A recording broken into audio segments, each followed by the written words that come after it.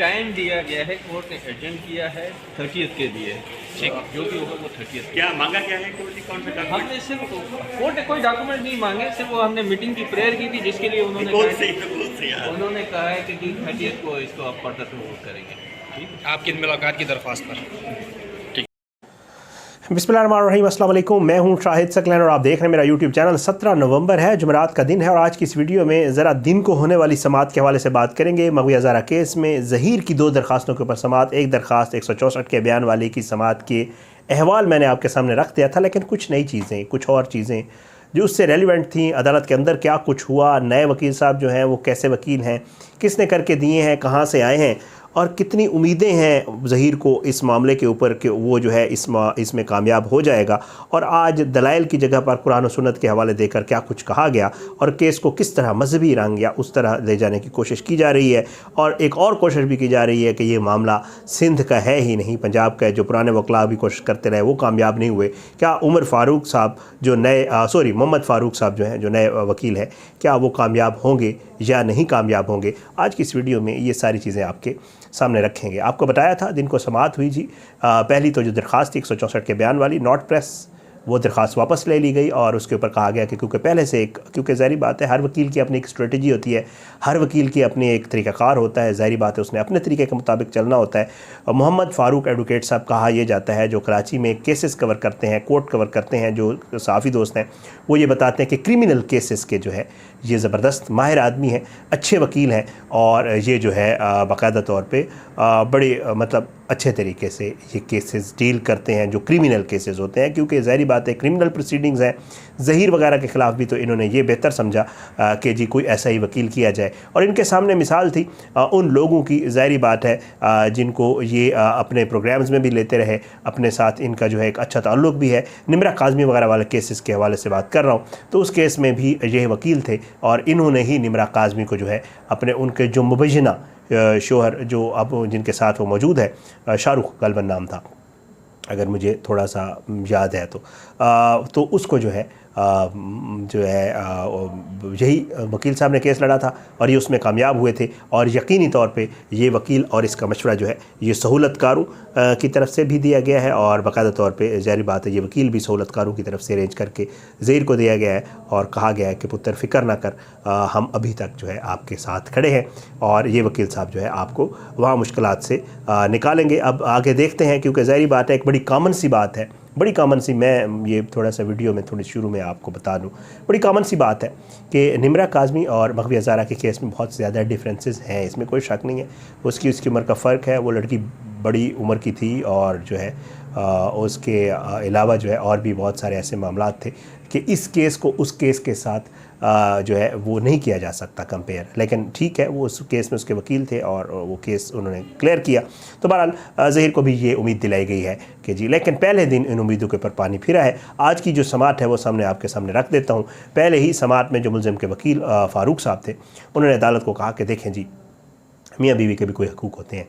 और क्योंकि किसी अदालत में ये निकाह जो मुबैना निकाह है ये ख़त्म नहीं हुआ, तो इसलिए अब ये शोहर है और वो बीवी है। तो बीवी और शोहर जो है कुछ आयात के भी हवाले वहाँ पर दिए गए कुरान पाक की, मुझे पता है, लेकिन मैं इसलिए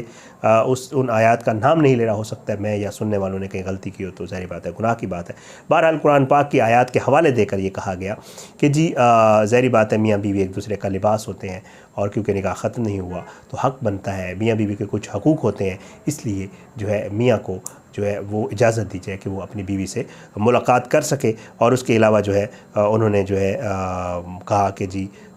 ज़हीर जो है वो शोहर है, मुलज़िम तो है ही है लेकिन साथ शोहर भी है। इसके ऊपर अदालत ने पूछा कि जी बच्ची की उम्र क्या है, आपको पता है? तो उसके ऊपर जो है उन्होंने कहा कि जी बिल्कुल जो है 16-17 साल जो पहली ओसिफिकेशन टेस्ट हुआ था उसमें आई थी और जो दूसरा मेडिकल बोर्ड बना उसमें हड्डियों की उम्र 16-17 साल है और वैसे जो है 14 से 15 साल या 15 साल के करीब है जो दांतों की उम्र बताई गई है। तो इसके बाद अदालत ने जो है अपने रिमार्क्स में ये कहा कि जी इस किस्म की शादियों का आपको अंदाज़ा है कि ठीक है बालिग के हवाले से आपने बात कर दी, लेकिन ये जो कम उम्री की शादियाँ होती हैं ये शादियाँ 99% जो है वो नाकाम होती हैं। जब ये शादियाँ नाकाम होती हैं, लड़कियाँ चली तो जाती हैं या लड़कियाँ वो लड़के बहला फुसला के ले जाते हैं, लेकिन ये 99% शादियाँ नाकाम होने के बाद लड़कियाँ कहीं की भी नहीं रहती, ना वो इधर की रहती हैं, वालिदैन कबूल नहीं करते उनको, और जो भाई साहब शोहर साहब लेके जाते हैं वो आगे इन लड़कियों को जो है वो छोड़ देते हैं या उनके ऊपर जो है जुल्म करते हैं, या इस तरह के केसेस वो कहते हैं डेली हमारे सामने आते हैं। 99% शादियाँ जो है वो नाकाम होती हैं। ये बाकायदा जज साहब ने आज फ़ारूक साहब से कहा। उसके बाद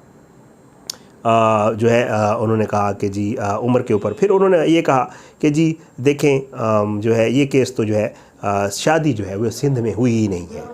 ये तो केस सिंध का है ही नहीं, ये तो केस पंजाब का है, और इसलिए जो है इसको सिंध में जो है डिस्कस नहीं होना चाहिए। उसके बाद जो है यहाँ के वो कहते हैं कि जी कवानीन का, यहाँ का सिंध के कवानीन का इतलाक़ ही नहीं होता, और हाई कोर्ट के हुक्म का वो कहते हैं जी बार बार वकील साहब ने हवाला दिया कि जी हाई कोर्ट ने बच्ची को जो है वो ज़हीर के साथ जाने की इजाज़त दी थी, और जो है उसको देखा जाए, और जो है उसके जो मामला था उसको भी इन्होंने चैलेंज भी नहीं किया। तो ये सारा जो है मुलज़िम के वकील की तरफ से दलाइल रखे गए। उसके बाद जिब्रान नासिर साहब की बारी आई, तो जिब्रान नासिर साहब ने अपने दलाइल में जो है वो शुरू से ही उन्होंने कहा कि जी देखें ठीक है, उन्होंने खैर मीडिया टॉक में भी कहा है कि जी कुछ कवानीन मौजूद है और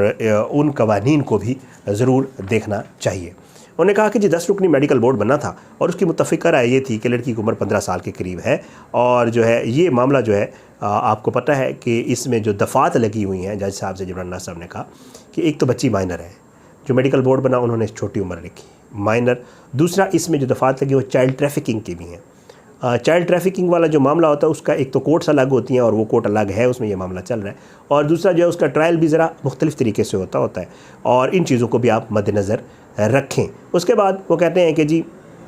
आप कैसे कह सकते हैं कि जी वहाँ पर तो जो अगवाकार होता है उसकी मुग़विया से मुलाकात की ये बात कर रहे हैं। इस तरह के जो केसेस होते हैं उनमें जो ट्रायल कोर्ट बनाई जाती है, इवन उसमें भी जब विटनेस को लाया जाता है, यानी जब मग़विया को कोर्ट में अगर लाया जाएगा विटनेस के लिए, गवाही के लिए, तो उसके लिए एक अलग से एक जो है वो कमरा सा बना होता है, उसके आगे दीवार होती है और 3 साइड से वो कवर होता है, और एक साइड सिर्फ जज साहब के सामने खुली होती है ताकि जज साहब और वो आपस में बात कर सकें और वो जज साहब से बात कर सके। इतना ख्याल रखा जाता है कि जो मग़विया है और जो अगवा करने वाला है उनकी आपस में मुलाकात तो कुजा, मिलना तो दूर की बात, उनकी आपस में नज़रें भी ना मिले, इस तरह के मामलात में इतना ख्याल रखा जाता है, और ये साहब कह रहे हैं कि जी मुलाकात करवा दें। तो उसके बाद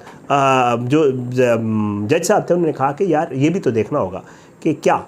ये जो मग़विया बच्ची है ये ज़हीर से मिलना भी चाहती है या नहीं मिलना चाहती है। तो इसके ऊपर जो वकील थे ज़हीर के, उन्होंने कहा कि जी ये तो बड़ा क्लियर है, आप आराम से बच्ची को बुला लें कोर्ट के अंदर, उससे पूछ लें कि जी वो इनसे मिलना चाहती है या नहीं। तो इसके ऊपर फिर जिब्रान नासिर साहब ने कहा कि नहीं जी इन मामलात के में जो मुलाकात तो दूर की बात, आँख भी मिलाई नहीं जा सकती, और ये बहुत ही और तरह के मामलात होते हैं, तो इन चीज़ों को जो है मद्देनज़र ज़रूर रखना पड़ेगा। तो जज साहब ने कहा कि ये भी तो पॉसिबल हो सकता है कि एक फ़ीमेल मजिस्ट्रेट को भेज कर ये पूछ लिया जाए कि क्या मुलज़मान से बच्ची मिलना चाहती है या नहीं मिलना चाहती। बहरहाल आज की इस जो कार्रवाई थी इसमें जो मुलज़िम के वकील है उनका पूरा ज़ोर जो है वो मियाँ बीवी के हकूक़ के ऊपर, और उसके बाद जो है एक हाई कोर्ट के डिसीजन के ऊपर, और उसके अलावा पंजाब का केस नहीं, सिंध का केस नहीं, पंजाब का केस है इसके ऊपर, और इस तरह की चीज़ों के ऊपर टोटल उन्होंने रिलाई किया और उन्होंने इस तरह के हवालाजात दिए। बहरहाल कोर्ट ने ज़ाहिर बात है एक तो उन्होंने दरख्वास्त आपको पता है वापस ले ली थी बयान के हवाले से, दूसरी दरख्वास्त थी मुलाकात वाली दरख्वास्त के ऊपर कोर्ट ने कहा कि जी आप लोग इसके ऊपर प्रॉपर तैयारी करके आएँ, दोनों तरफ के वकला को उन्होंने कहा, और दरख्वास्त की अगली जो समात है वो 30 नवंबर को तक जो है तकरीबन 13 दिन बनते हैं, 2 हफ़्ते बाद जो है इस दरख्वास्त के ऊपर कोर्ट जो है वो समात करेगी, और उसके बाद कोर्ट जो है दोनों तरफ के वकला को सुनने के बाद ये डिसाइड करेगी कि क्या जो है इनकी आपस में मुलाकात बनती भी है जो ज़हीर है उसकी मग़विया के साथ या नहीं बनती है। बहरहाल आफ्ताब गुरैर साहब आपको पता है, पहले ही हम आपको बता चुके हैं, जो माइनर केसेस होते हैं उनके ऊपर बहुत सख्त स्टांस रखते हैं, और पहले भी उनके ऐसे कुछ फ़ैसले मौजूद हैं जिनमें उनका ये मौक़िफ़ होता है कि जो मग़विया और अगवाकार है उनकी मुलाकात नहीं होनी चाहिए। बहरहाल देखते हैं, क्योंकि इसके ऊपर कोर्ट ने डिसाइड करना है और चीज़ें ऐसी सामने आएंगी मज़ीद आने वाले दिनों में भी कि क्या कुछ इसके ऊपर है। लेकिन ज़ाहिर है आज ज़हीर तैयारी करके आया था कि शायद आज मुलाकात की इजाज़त मिल जाएगी, अरमानों पे पानी फिर गया। और दूसरी तरफ जो है वो कोशिश अब ये की जा रही है कि बजाय इसके कि इस केस को, ज़ाहिर है इनकी पहले दिन से कोशिश है मुख्तलिफ मजहबी वो करके, और तो इस तरह केस ख़राब करने की और इस तरह करने की कोशिश की जा रही है। बहरहाल नए वकील साहब हैं, अब देखते हैं आप वो इसको कैसे लेकर चलते हैं। फ़ारूकी साहब साथ होंगे उनके, बडेरा साहब अभी नहीं हैं, और अब एक नए वकील आए हैं। देखें ये ज़हीर को किस हद तक रिलीफ दिलवाने में कामयाब होते हैं और किस हद तक ये केस को अपने उसमें, लेकिन डिपेंड कोर्ट की हेयरिंग्स के ऊपर और अगले फोरम्स के ऊपर कि सबके पास ये फोरम्स मौजूद होते हैं। बहरहाल आज ये सारा कुछ हुआ जी, और आज इस तरह कोशिश की गई एक जगह से दूसरी जगह ले जाने की, और बच्ची से मुलाकात के हवाले से, और ये चीज़ें थी। बहरहाल ये आज की समात थी। आज की इस वीडियो से इतनी, आने वाली किसी वीडियो तक इजाज़त दें। अपनी दुआ में याद रखा करें। अल्लाह पाकिस्तान का हमें नासिर, इसके खिलाफ साजिशें करने वालों को नसूनाबूद करे, ज़ालिमों को इबरत का निशान बनाए, मज़लूमों को इंसाफ मिले। अपनी दुआ में याद रखा करें। पाकिस्तान ज़िंदाबाद। अल्लाह हाफ़िज़।